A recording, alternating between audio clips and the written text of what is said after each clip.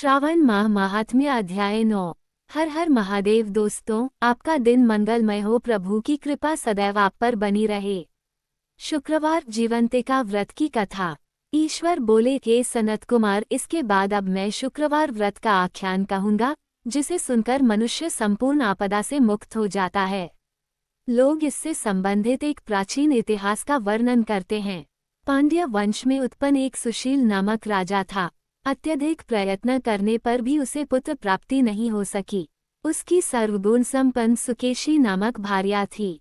जब उसे संतान न हुई तब वो बड़ी चिंता में पड़ गई। तब स्त्री स्वभाव के कारण अति साहसयुक्त मन वाली उसने मासिक धर्म के समय प्रत्येक महीने में वस्त्र के टुकड़ों को अपने उदर पर बांधकर उदर को बड़ा बना लिया और अपनी प्रसूति का अनुकरण करने वाली किसी अन्य गर्भिणी स्त्री को ढूंढने लगी।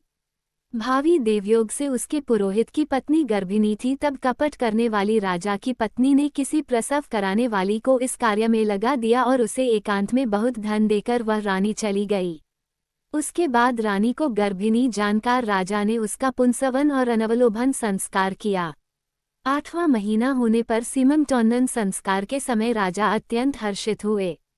इसके बाद उस पुरोहित पत्नी का प्रसवकाल सुनकर वह रानी भी उसी के समान सभी प्रसव संबंधी चेष्टाएं करने लगी। पुरोहित की पत्नी चूंकि पहली बार गर्भवती थी, अतः प्रसूति कार्य के प्रति वह अनभिज्ञ थी और केवल प्रसव कराने वाली दाई के ही कहने में स्थित थी। तब उस दाई ने पुरोहित पत्नी के साथ छल करते हुए उसके नेत्रों पर पट्टी बांध दी और प्रसव के समय उसके पैदा हुए पुत्र को किसी के हाथ से रानी के पास पहुंचा दिया। इस बात को कोई भी नहीं जान सका। उसके बाद रानी ने उस पुत्र को लेकर यह घोषित कर दिया कि मुझे पुत्र रत्न की प्राप्ति हुई है। इन सब के बाद दाई ने पुरोहित की पत्नी के आंखों की पट्टी खोल दी। दाई अपने साथ मांस का एक पिंड लाई थी और उसने वह उसे दिखा दिया। फिर उसके सामने आश्चर्य तथा दुख प्रकट करने लगी कि यह कैसा अनिष्ट हो गया और कहने लगी कि अपने पुरोहित पति से इसकी शांति जरूर करवा लेना। कहने लगी कि संतान नहीं हुई कोई बात नहीं, पर तुम जीवित हो यह अच्छी बात है। इस पर पुरोहित पत्नी को अपने प्रसव के स्पर्श चिंतन से बहुत संदेह हुआ। ईश्वर बोले, राजा ने पुत्र जन्म का समाचार सुन जातकर्म संस्कार कराया और ब्राह्मणों को हाथी, घोड़े तथा रथ आदि प्रदान किए। राजा ने कारागार में पड़े सभी कैदियों को प्रसन्नतापूर्वक मुक्त करा दिया। उसके बाद राजा ने सूतक के अंत में नामकरण तथा अन्य सभी संस्कार किए। उन्होंने पुत्र का नाम प्रियव्रत रखा। हे सनत कुमार, श्रावण मास के आने पर पुरोहित की पत्नी ने शुक्रवार के दिन भक्तिपूर्वक देवी जीवंतिका का पूजन किया। दीवार पर अनेक बालकों सहित देवी जीवंतिका की मूर्ति लिखकर पुष्प तथा माला से उनकी पूजा करके गोधूम की पीठी के बनाए गए 5 दीपक उनके सम्मुख उसने जलाए और स्वयं भी गोधूम का चूर्ण भक्षण किया और उनकी मूर्ति पर चावल फेंका और कहा, हे जीवंती, हे करुणार्णवे, जहाँ भी मेरा पुत्र विद्यमान हो आप उसकी रक्षा करना। ये प्रार्थना करके उसने कथा सुनकर यथाविधि नमस्कार किया। तब जीवंतिका की कृपा से वह बालक दीर्घायु हो गया और वे देवी उसकी माता की श्रद्धा भक्ति के कारण दिन रात उस बालक की रक्षा करने लगी। इस प्रकार कुछ समय बीतने पर राजा की मृत्यु हो गई। तब पितृभक्त उनके पुत्र ने उनकी पारलौकिक क्रिया संपन्न की। इसके बाद मंत्रियों तथा पुरोहितों ने प्रियव्रत को राज्य पर अभिषिक्त किया। तब कुछ वर्षों तक प्रजा का पालन करके तथा राज्य भोग कर वह पितरों के ऋण से मुक्ति के लिए गया जाने की तैयारी करने लगा। राज्य का भार वृद्ध मंत्रियों पर भक्तिपूर्वक सौंपकर और स्वयं के राजा होने का भाव त्याग कर उसने कार्पटिक का भेष धारण कर लिया और गया के लिए प्रस्थान किया। मार्ग में किसी नगर में किसी गृहस्थ के घर में उन्होंने निवास किया। उस समय उस गृहस्थ की पत्नी को प्रसव हुआ था। इसके पहले षष्ठी देवी ने उसके 5 पुत्रों को उत्पन्न होने के 5वें दिन मार दिया था। ये राजा भी उस समय 5वें दिन ही वहां गया हुआ था। रात में राजा के सो जाने पर उस बच्चे को ले जाने के लिए षष्ठी देवी आई।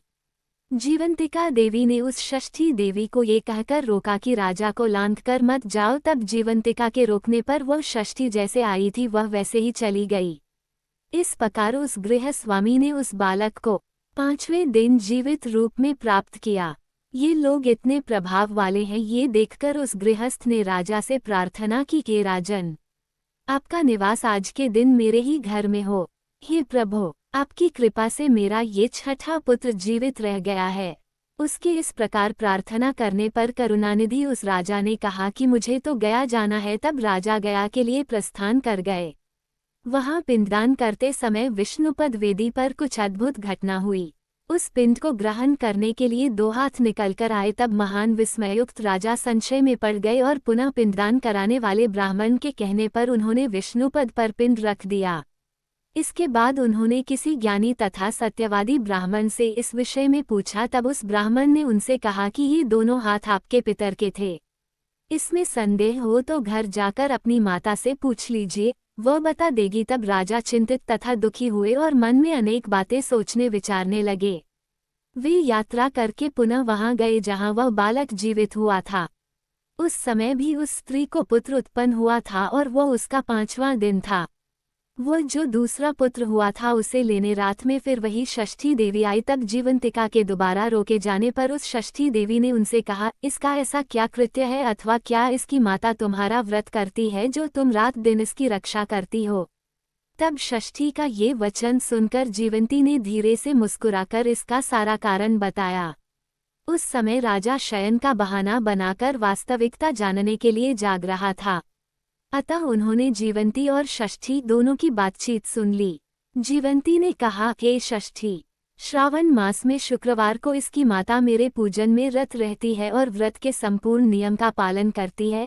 वो सब मैं आपको बताती हूँ। वो हरे रंग का वस्त्र तथा कंचुकी नहीं पहनती और हाथ में उस रंग की चूड़ी भी नहीं धारण करती। वह चावल के धोने के जल को कभी नहीं लांघती, हरे पत्तों के मंडप के नीचे नहीं जाती और हरे वर्ण का होने के कारण करेले का शाक भी वह नहीं खाती है। ये सब वह मेरी प्रसन्नता के लिए करती है, अतः मैं उसके पुत्र को किसी को मरने नहीं दूंगी। ये सब सुनकर राजा प्रियव्रत अपने नगर को चले गए। उनके देश के सभी नागरिक स्वागत के लिए आए। तब राजा ने अपनी माता से पूछा, हे माता, क्या तुम जीवंतिका देवी का व्रत करती हो? इस पर उसने कहा कि मैं तो इस व्रत को जानती भी नहीं हूँ। उसके बाद राजा ने गया यात्रा का समुचित फल प्राप्त करने के लिए ब्राह्मणों तथा सुवासिनी स्त्रियों को भोजन कराने की इच्छा से उन्हें निमंत्रित किया और व्रत की परीक्षा लेने के लिए सुवासिनियों को वस्त्र, कंचुकी तथा कनकन भेजकर कहलाया कि आप सभी को भोजन के लिए राजभवन में आना है। तब पुरोहित की पत्नी ने दूत से कहा कि मैं हरे रंग की कोई भी वस्तु कभी ग्रहण नहीं करती हूँ। राजा के पास आकर दूत ने उसके द्वारा कही गई बात राजा को बता दी। तब राजा ने उसके लिए सभी रक्तवर्ण के शुभ परिधान भेजे। वह सब धारण करके वह पुरोहित पत्नी भी राजभवन में आई। राजभवन के पूर्वी द्वार पर चावलों के धोने का जल पड़ा देखकर और वहां हरे रंग का मंडप देखकर वह दूसरे द्वार से गई। तब राजा ने पुरोहित की पत्नी को प्रणाम करके इस नियम का संपूर्ण कारण पूछा। इस पर उसने इसका कारण शुक्रवार का व्रत बताया। उस प्रियव्रत को देखकर उसके दोनों स्तनों में से बहुत दूध निकलने लगा। दोनों वक्षस्थलों ने उस राजा को दुग्ध की धाराओं से पूर्ण रूप से सिंचित कर दिया। तब गया में विष्णुपदी पर निकले दोनों हाथों, जीवंतिका तथा षष्ठी दोनों देवियों के वार्तालाप तथा पुरोहित पत्नी के स्तनों से दूध निकलने के द्वारा राजा को विश्वास हो गया कि मैं इसी का पुत्र हूँ। उसके बाद पालन पोषण करने वाली माता के पास जाकर विनम्रतापूर्वक उन्होंने कहा, हे माता, डरो मत, मेरे जन्म का वृतांत सत्य सत्य बता दो। ये सुनकर सुंदर केशों वाली रानी ने सब कुछ सच सच बता दिया। तब प्रसन्न होकर उन्होंने जन्म देने वाले अपने माता पिता को नमस्कार किया और संपत्ति से वृद्धि को प्राप्त कराया।